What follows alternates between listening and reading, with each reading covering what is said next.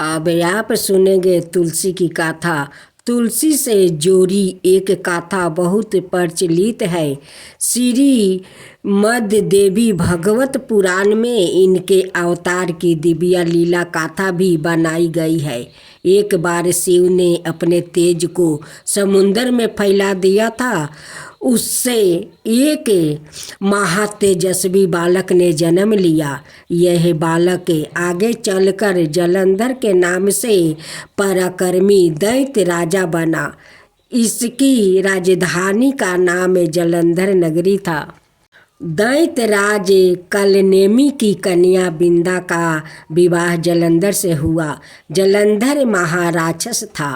अपनी साता के मध्य में चूरी उसने माता लक्ष्मी को पाने की कामना से युद्ध किया, परंतु समुद्र से ही उत्पन्न होने के कारण माता लक्ष्मी ने उसे अपना भाई के रूप में स्वीकार कर लिया।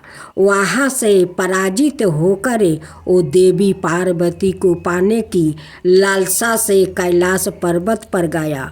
भगवान देवाधिदेव शिव का ही रूप धारण कर माता पार्वती का समीप गया, परंतु माँ ने अपने योग बल से उसे तुरंत पहचान लिया और वहाँ से अंतर्ध्यान हो गई।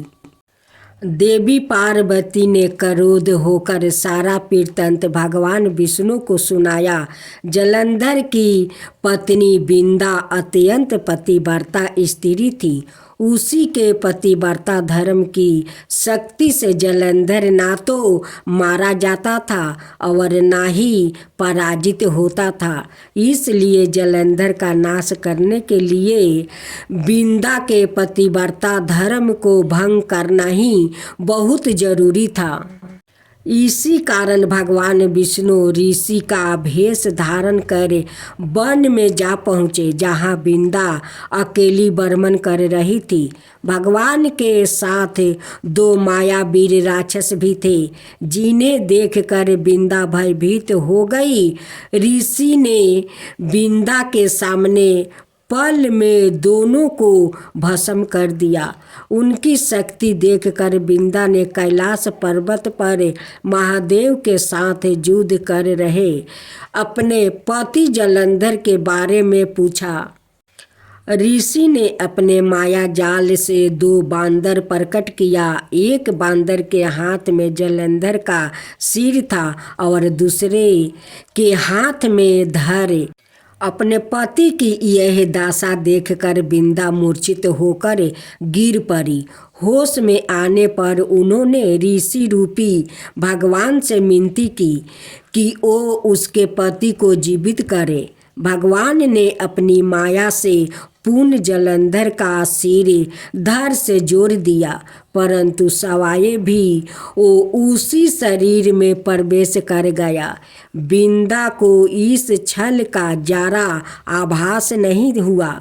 जलंधर बने भगवान के साथ बिंदा पतिव्रता का व्यवहार करने लगी, जिससे उसकी पतिव्रता भंग हो गया। ऐसे होते ही बिंदा का पति जलंधर युद्ध में हार गया। इस सारी लीला का जब बिंदा को पता चला तो उसने क्रोध होकर भगवान विष्णु को शीला होने का श्राप दे दिया और सवाए सती हो गई। जहाँ बिंदा भस्म हुई वहाँ तुलसी का पौधा उगा। भगवान विष्णु ने बिंदा से कहा, हे बिंदा, तुम अपने सतीव्रता के कारण मुझे लक्ष्मी से भी अधिक प्रिया हो गई हो। अब तुम तुलसी के रूप में सदा मेरे साथ रहोगी। जो मनुष्य भी मेरे शालिग्राम रूप के साथ तुलसी का विवाह करेगा, उसे इस लोक और परलोक में विपुल यश प्राप्ति होगा। जिस घर में तुलसी होती है वहाँ यम के दूत भी असमय नहीं जा सकते। गंगा और नर्मदा के जल से स्नान अथवा तुलसी का पूजन बराबर माना जाता है। चाहे मनुष्य कितना भी पापी क्यों ना हो, मृत्यु के समय जिसके प्राण मंजीरी रहती, तुलसी और गंगा जल मुख में राख कर निगल जाते हैं, वो पापों से मुक्ति होकर वैकुंठ धाम को प्राप्ति होता है। जो मनुष्य तुलसी और आंवले की छाया में अपने पितरों का श्राद्ध करता है, उसके पितरों मोक्ष को प्राप्ति हो जाते हैं। उसी दैत जलंधर की यह भूमि जलंधर नाम से विख्यात है। सती बिंदा का मंदिर मोहाला कोट किशन चंद में स्थित है। कहते हैं इस स्थान पर एक प्राचीन गुफा थी जो सीधी हरिद्वार तक जाती थी। सच्चे मन से 40 दिन तक सती बिंदा देवी के मंदिर में पूजा करने से सभी मनोरथ पूर्ण हो जाते हैं। जय तुलसी महारानी नमो नमो, जय तुलसी महारानी नमो नमो, हरि की पटरानी नमो नमो, हरि की पटरानी नमो नमो। धन तुलसी पूरन तप की न हो, सलिग्राम बनी पटरानी जाके, पत्र मंजीरी कोमल श्रीपति कमल चरण लपटानी, श्रीपति कमल चरण लपटानी। जय तुलसी महारानी नमो नमो, जय तुलसी महारानी नमो नमो, हरि की पटरानी नमो नमो, हरि की पटरानी नमो नमो।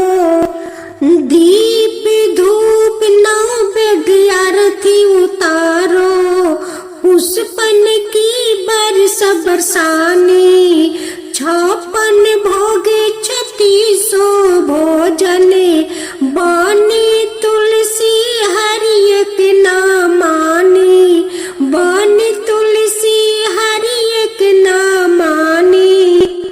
जय तुलसी महारानी नमो नमो, जय तुलसी महारानी नमो नमो, हरि की पटरानी नमो नमो, हरि की पटरानी नमो नमो।